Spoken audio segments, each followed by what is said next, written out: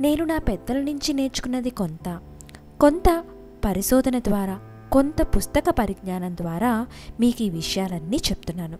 ఇందులో ఏమైనా తప్పులుంటే దయచేసి అందరూ నన్ను క్షమించాలని ప్రార్థిస్తూ, నమస్కారం అండి. బ్యూటీ విత్ స్మైల్ ఛానల్కు స్వాగతం. ఈరోజు మనం భక్తి మార్గం అంశంలో ఇంట్లో చీపురు ఈ విధంగా పెడితే అది మీకు అదృష్టాన్ని తెచ్చిపెడుతుందని మీకు తెలుసా? అయితే ఎలాగో తెలుసుకుందాం రండి. చీపురును లక్ష్మీదేవితో సమానంగా చూస్తారు, అవునా? ఎందుకంటే లక్ష్మీదేవికి శుచి శుభ్రం అంటే అంత ప్రాధాన్యత. అందుకే చీపురు ఇల్లు శుభ్రం చేస్తుంది కాబట్టి దానిని లక్ష్మీదేవి స్వరూపంగా భావిస్తారు.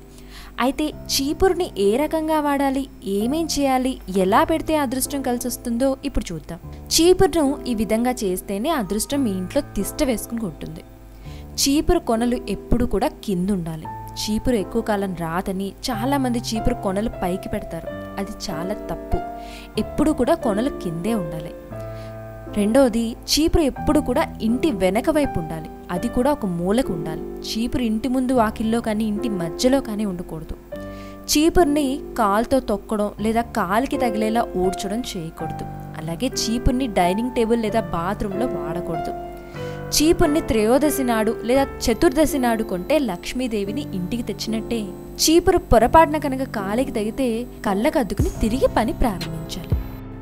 ఈ వీడియో మీకు నచ్చితే ఒక లైక్ కొట్టండి. ఇలాంటి మరిన్ని ఇంట్రెస్టింగ్ వీడియోస్ మేము మెయిల్ఐడికి డైరెక్ట్గా రావాలనుకుంటే కింద కనబడుతున్న red colour subscribe button click చేయండి. సబ్స్క్రైబ్ బటన్తో పాటు పక్కనున్న గంట సింబల్ని కూడా మీరు ప్రెస్ చేస్తే నేను ఎప్పుడు వీడియో చేసినా మీకు నోటిఫికేషన్ వచ్చేస్తుంది. ఇంకా మీకు ఎలాంటి వీడియోలు కావాలన్నా మీ విలువైన సూచనలు, సలహాలు మాకు కమెంట్స్ రూపంలో అందజేయండి. మా వీడియోని వాట్సాప్ ద్వారా, ఫేస్బుక్ ద్వారా షేర్ చేయండి. Thanks for watching.